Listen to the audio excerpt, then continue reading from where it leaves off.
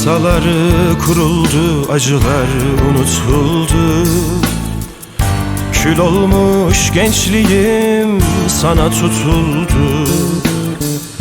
Masaları kuruldu, acılar unutuldu. Kül olmuş gençliğim sana tutuldu. Ah çakır gözlü, ah güzel kadın, bu akşam aranıza beni de alın.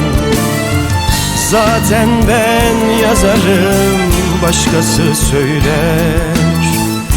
Neyse birinin acısı diner.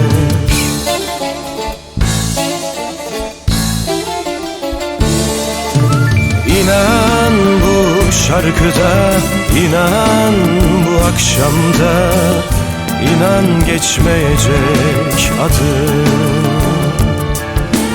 İnan bu şarkıda, inan bu akşamda, İnan geçmeyecek adım.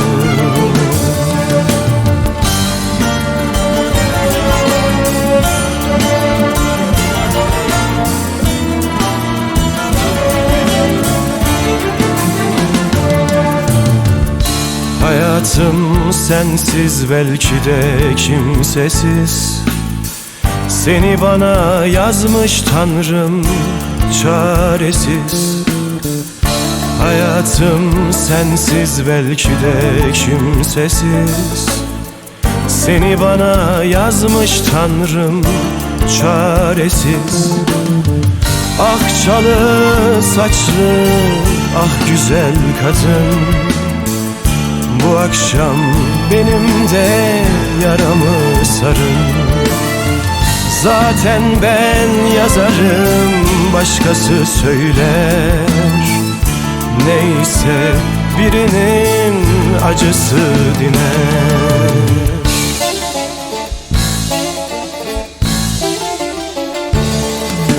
İnan bu şarkıda, inan bu akşamda, İnan geçmeyecek adım. İnan bu şarkıda, inan bu akşamda, İnan geçmeyecek adım.